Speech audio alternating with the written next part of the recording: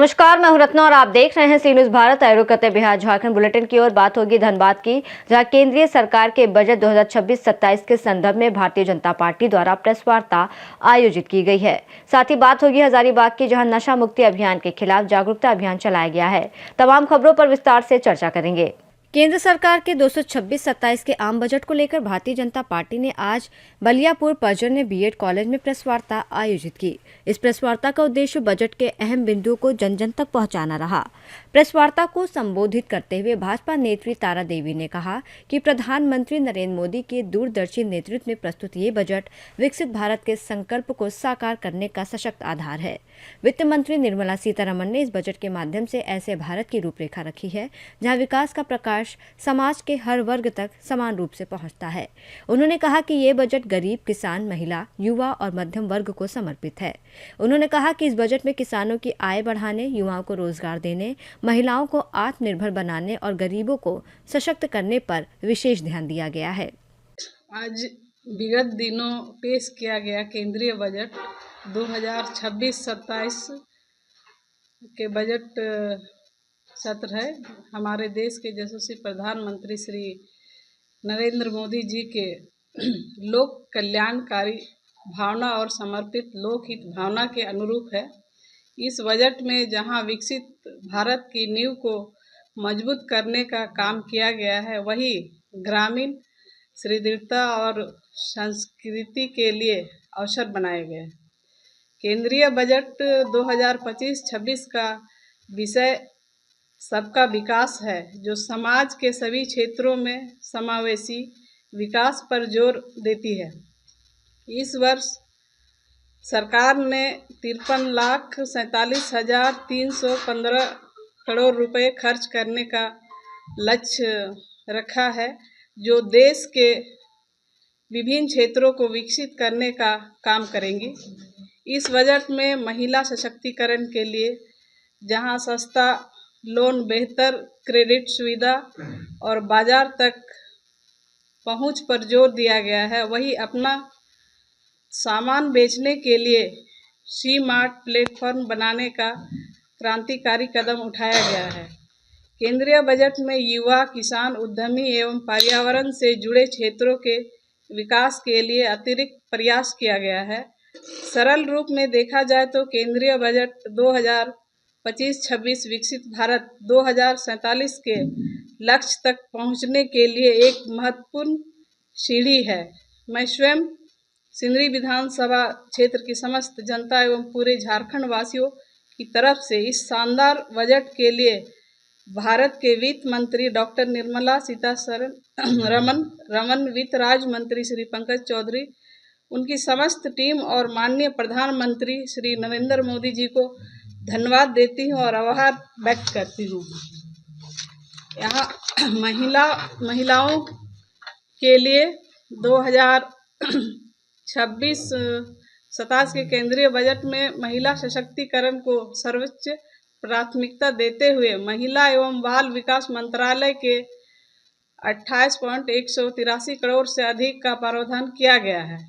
मुख्य फोकस लखपति दीदी योजना, ग्रामीण महिलाओं के लिए सी स्मार्ट स्टोर, हॉस्टल और कौशल विकास के माध्यम से आत्मनिर्भरता बढ़ाकर महिलाओं को अधिक रूप से सशक्त बनाने पर जोर दिए। लखपति दीदी और ग्रामीण विकास 1.48 करोड़ से अधिक महिलाओं को लखपति दीदी बनाने का लक्ष्य है। दीनदयाल अंत्योदय योजना, राष्ट्रीय ग्रामीण आजीविका मिशन के बजट में 20% की वृद्धि की गई है। धनबाद से सी न्यूज संवाददाता सिंधु कुमार की रिपोर्ट। बरही अनुमंडल पुलिस पदाधिकारी अजीत कुमार विमल और थाना प्रभारी पंकज सिंदूरिया के मार्गदर्शन में बरकट्टा थाना क्षेत्र के गग 500 स्थित डिवाइन पब्लिक स्कूल में नशा मुक्ति जागरूकता अभियान चलाया गया। कार्यक्रम के दौरान अनुमंडल पुलिस पदाधिकारी ने सभी छात्रों और अभिभावकों से नशे के सेवन से बचने की अपील की। उन्होंने कहा कि नशे का कारोबार करने वालों के खिलाफ हजारीबाग पुलिस सख्त कार्रवाई करेगी। इस अवसर पर कक्षा 10वीं और 12वीं के छात्रों को विदाई के अवसर पर शुभकामनाएं दी गईं। जागरूकता अभियान में ये भी बताया गया कि नाबालिग बच्चों को वाहन चलाने के लिए ना दिया जाए। इस अभियान के माध्यम से छात्रों और अभिभावकों को सुरक्षित और स्वस्थ जीवन के प्रति जागरूक करने का संदेश दिया गया। हजारीबाग से सी न्यूज़ संवाददाता गोपाल की रिपोर्ट। नव भारत जागृति केंद्र द्वारा संचालित अमोली अपूर्वा उच्च विद्यालय मानगढ़ में रविवार को विद्यालय परिवार ने 30वां स्थापना दिवस समारोह हर्षोल्लास के साथ मनाया। कार्यक्रम का शुभारंभ विद्यालय के अध्यक्ष और वर्तमान मुखिया अर्जुन सिंह, प्रधान अध्यापक दयानंद सिंह, पंचायत समिति सदस्य जनार्दन सिंह ने संयुक्त रूप से दीप प्रज्वलित कर किया। इस अवसर पर प्रधान अध्यापक दयानंद सिंह ने कहा कि विद्यालय पिछले 30 वर्षों से अभिभावकों, पंचायत प्रतिनिधियों और क्षेत्रवासियों के सहयोग से निरंतर विकास की ओर अग्रसर है। उन्होंने गुणवत्तापूर्ण शिक्षा के साथ साथ बच्चों के सर्वांगीण विकास पर विद्यालय की प्रतिबद्धता दोहराई। समारोह में छात्र छात्राओं द्वारा नृत्य, नाटक, भाषण सहित कई सांस्कृतिक कार्यक्रम प्रस्तुत किए गए। वार्षिक खेलकूद और सांस्कृतिक प्रतियोगिताओं के विजेता, उप विजेताओं को पुरस्कार देकर सम्मानित किया गया। मंच संचालन शिक्षक कामदेव राणा ने किया। समारोह के अंत में अतिथियों ने विद्यालय परिवार को स्थापना दिवस की शुभकामनाएं देते हुए उज्जवल भविष्य की कामना की। चौपारण हजारीबाग से सी न्यूज़ संवाददाता मुकेश सिंह की रिपोर्ट। खबर कैमूर जिले के कुदरा प्रखंड से है, जहां कुदरा नेशनल हाईवे 19 पर तेज रफ्तार कार की टक्कर से महिला की मौत हो गई। ये घटना शनिवार की रात की बताई जाती है। आज रविवार को सुबह 9 बजे कुदरा जिला परिषद प्रतिनिधि सह लोजपा जिला अध्यक्ष गजेंद्र गुप्ता ने बताया कि महिला की पहचान कुदरा थाना क्षेत्र के सकरी गांव निवासी विंध्याचल शाह की 37 वर्षीय पत्नी निर्मला देवी के रूप में की गई है। सूचना पर भभुआ थाना की पुलिस पहुंची तो शव का पंचनामा कर सदर अस्पताल में पोस्टमार्टम कराया गया है। बताइए कहाँ आए हुए हैं आप? हम सदर अस्पताल आए हुए हैं। क्या मामला है? मामला एक्सीडेंट था और एक्सीडेंट के बाद जो है देहांत हो गया है। मतलब कहाँ एक्सीडेंट हुआ था? एक्सीडेंट सकरी में। सकरी में हुआ है और वहाँ निर्मला देवी है सकरी की। हाँ। और उनके पति हैं विंध्याचल शाह जी। हाँ। और ये सकरी में वही पोस्ट ऑफिस के सामने हाँ। NH 19 पर ये घटना हुआ है।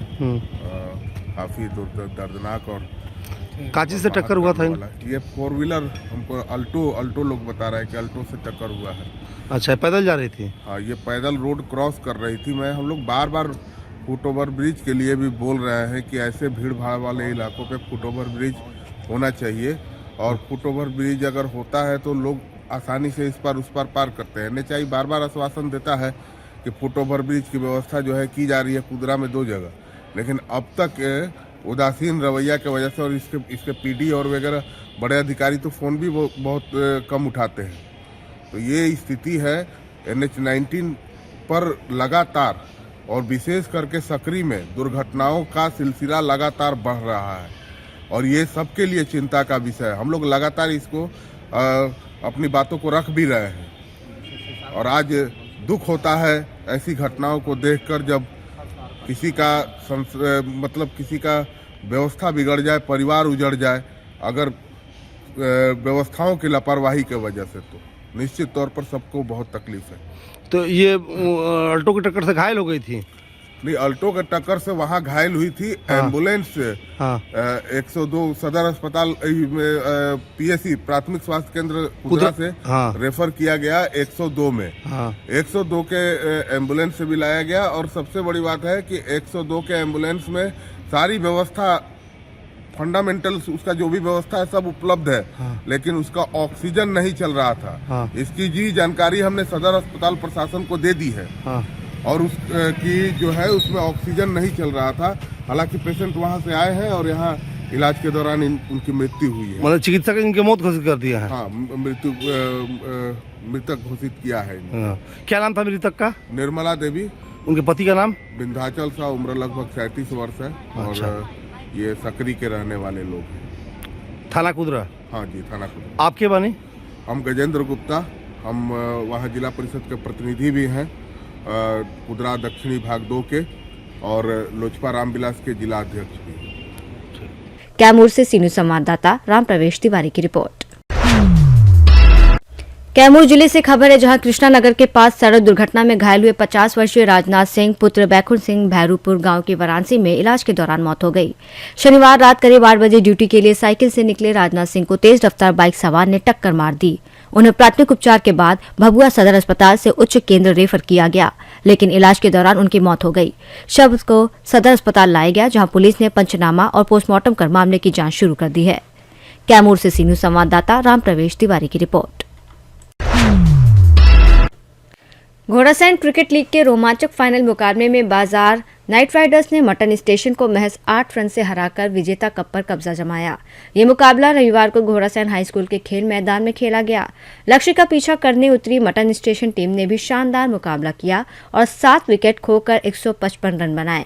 इस जीत के साथ बाजार नाइट राइडर्स ने विनर कप पर कब्जा किया। मैन ऑफ द मैच का पुरस्कार कप्तान कन्हैया कुमार को उनके शानदार प्रदर्शन के लिए दिया गया, जबकि मैन ऑफ द सीरीज का अवार्ड टूर्नामेंट के उपविजेता मटन स्टेशन के कप्तान संदीप यादव को दिया गया। रनर और विनर कप समाजसेवी सरोज जायसवाल, प्रेमचंद्र प्रसाद और मुखिया प्रेम किशोर यादव के हाथों टीमों के कप्तानों को प्रदान किए गए। फाइनल मुकाबले का उद्घाटन मुखिया राजू जायसवाल और प्रेम किशोर यादव ने फीता काटकर किया। मौके पर आयोजक शुभम सिंह, संदीप यादव, मनीष यादव, सूरज कुमार, विशाल कुमार समेत मंजेश जायसवाल भी मौजूद थे। हजारों दर्शकों ने मैच का आनंद लिया और फाइनल मुकाबला बेहद रोमांचक और यादगार रहा। टूर्नामेंट के बारे में बताइए आज के बारे में मतलब पूरा जीसीएल के बारे में बता रहा है। सीजन 1 हुआ था जो पूर्वी चंपारण जिला में फर्स्ट टाइम हुआ है और हमको लगता है बिहार में भी फर्स्ट टाइम ही हुआ होगा। ऑक्शन के माध्यम से पूरा पहले फॉर्म डलवाया गया प्लेयर से और 220 प्लेयर ने फॉर्म डाला था। 10 टीमें थी, 10 ओनर ने उस टीम को खरीदा था।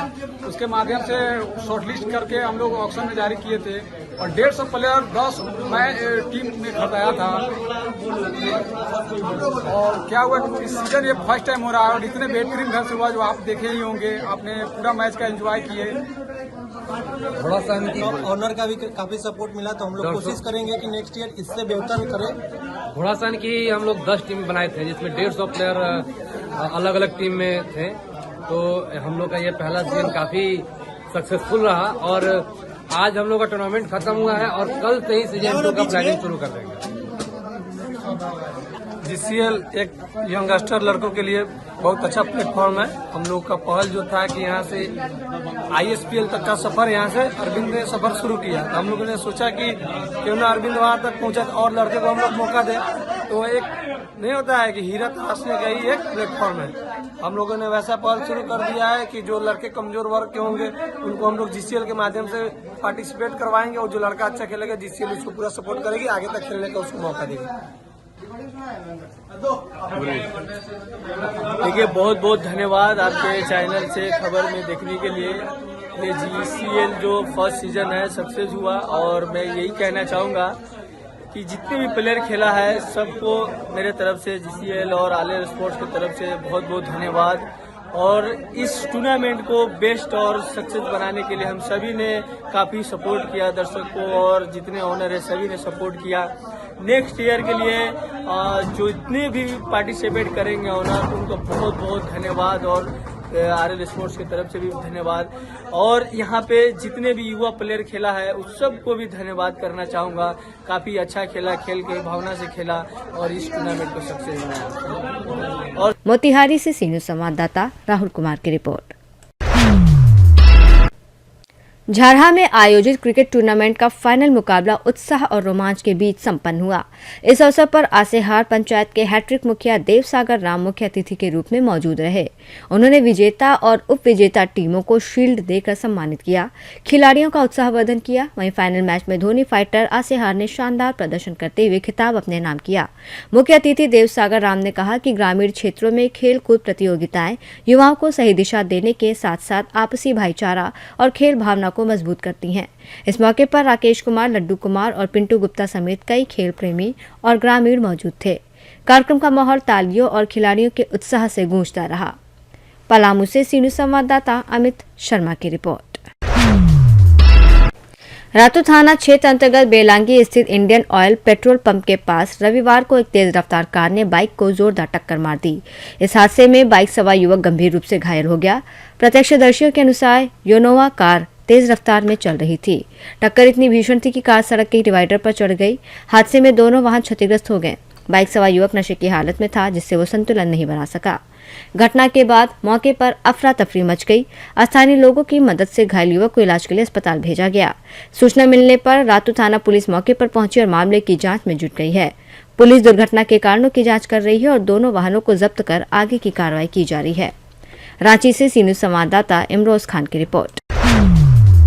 सीतामढ़ी में फाइलेरिया उन्मूलन को लेकर स्वास्थ्य विभाग पूरी तरह अलर्ट है। 11 फरवरी को जिले के 3174 आंगनबाड़ी केंद्रों पर विशेष मेगा कैंप लगाए जाएंगे, जहां लोगों को दवा खिलाई जाएगी। इसके बाद 14 दिनों तक स्वास्थ्यकर्मी घर घर जाकर दवा सेवन कराएंगे। अभियान के अंतिम 3 दिनों में 1784 स्कूलों में भी विशेष बूथ लगाए जाएंगे और इसके लिए 1672 टीमों और 3344 दवा प्रशासकों की तैनाती की गई है। स्वास्थ्य विभाग ने साफ किया है कि स्वस्थ दिखने वाले लोगों को भी दवा लेना जरूरी है, क्योंकि फाइलेरिया के लक्षण देर से सामने आते हैं। हालांकि 2 साल से कम उम्र के बच्चे, गर्भवती महिलाएं और गंभीर रूप से बीमार लोग दवा नहीं लेंगे। स्वास्थ्य विभाग ने आम लोगों से अपील की है कि फाइलेरिया से बचाव के लिए इस अभियान में सहयोग करें। दिया, लेकिन आने वाला जनरेशन जो है वह केवल इसे इतिहास में पढ़े और यह माइक्रोफाइलेरिया उसके शरीर में न जा सके और फाइलेरिया जैसी गंभीर बीमारी के वे शिकार न हो सके। इसी उद्देश्य की प्राप्ति हेतु भारत सरकार के संकल्पित है ग्लोबल टारगेट 2030 तक इसके एलिमिनेशन का है, लेकिन हमारे माननीय प्रधानमंत्री जी संकल्पित हैं कि हम लोग भारत में 27 तक ही इसके लक्ष्य को प्राप्त कर लें, तो 2027 के अंत तक ही लक्ष्य प्राप्त करने का उद्देश्य है। इसीलिए हर साल जो है इसको सही ढंग से किया जाता है और इस वर्ष जो है यह कार्यक्रम 10 फरवरी डेट जो है वह पूरे देश में फिक्स्ड है। सभी जगह 10 फरवरी से कार्यक्रम होंगे, जिन भी राज्य में, जिन भी जिलों में होना है। लेकिन उसमें एक इस बार परिवर्तन किया गया है, जो 11 तारीख को एक मेगा कैंप लगा करके सभी आंगनवाड़ी बूथ पे भी ये कार्यक्रम को चलाया जाना है। तो इस बार जो यह कार्यक्रम होगा वह 3 चरणों में होगा। हमारा जो लक्ष्य है वह लक्ष्य है कि हमारी आबादी जो है 43,39,000 है। तो 43 लाख अगर आबादी मानते हैं तो उसके लिए हम लोगों ने जो पहला चरण का कार्यक्रम बनाया है उसमें घर घर आशा दीदी जाएंगी और योग्य जो लाभार्थी हैं उसको दवा खिलाएंगे। योग्य लाभार्थी इसमें क्या है कि 2 साल से छोटे बच्चे को यह दवा नहीं दी जानी है, गर्भवती माताओं को यह दवा नहीं दी जानी है और गंभीर रूप से जो व्यक्ति रोगशैया पर पड़े हुए हैं उन्हें भी यह दवा नहीं दी जानी है। इस सब को कवर करने के लिए हमारा जो टारगेटेड पॉपुलेशन है वह लगभग 37 लाख है। 36,83,000 है, आप कह सकते हैं कि लगभग 37 लाख है। इसके लिए हम लोगों ने टीम क्रिएट किया है। एक टीम में 2 आशा दीदी रहेंगी, जहां आशा दीदी नहीं है कुछ वॉलंटियर्स भी लगाए गए हैं। कुल 3,344 ड्रग एडमिनिस्ट्रेटर यानी जो आशा दीदी हैं उसको इसके लिए प्रशिक्षित किया गया है। के लिए प्रति वर्ष 10 फरवरी से मास ड्रग एडमिनिस्ट्रेशन यानी सर्वजन दवा सेवन कार्यक्रम कराया जाता है, जो फाइलेरिया से बचाव के लिए कीमोथेरेपी, यानी कि यदि साल में एक खुराक डीसी अल्बेंडाजोल की खा लें तो फिर फाइलेरिया होने की संभावना नहीं है, ना ही उस व्यक्ति से दूसरे में रोग के संचार की संभावना है। तो इसके लिए सरकार जो है कृत संकल्पित है। भारतवर्ष जो है 40% फाइलेरिया कंट्रीब्यूट करता है। बिहार के 38 जिला इसके लिए इंडेमिक हैं, अपना सीतामढ़ी भी जिला भी इसके लिए इंडेमिक है और सीतामढ़ी जिला में अभी वर्तमान में लेस देन 1% माइक्रोफाइलेरिया रेट किसी भी प्रखंड में नहीं है। इसलिए सभी प्रखंडों में यह दवा सेवन कार्यक्रम चलाया जाना है।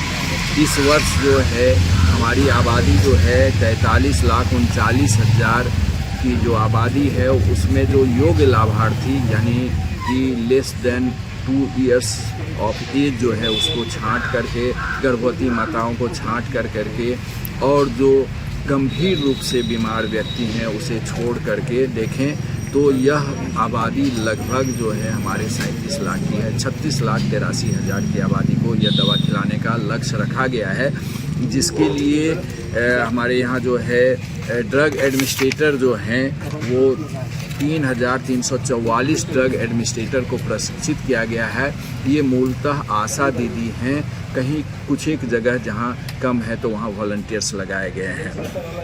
2 आशा दीदी की एक टीम है। इस तरह से हमारे यहाँ 1672 टीम सृजित किया गया है इस कार्यक्रम के लिए, और ये 1672 टीम जो है 10 तारीख से 25 तारीख के बीच में घर घर जा करके पूरी आबादी को लक्षित करेंगे। सीतामढ़ी से सीरो संवाददाता रवि कुमार की रिपोर्ट। बुलेटिन में फिलहाल इतना ही। देश और दुनिया की तमाम बड़ी खबरों के लिए आप देखते रहिए सी न्यूज़ भारत।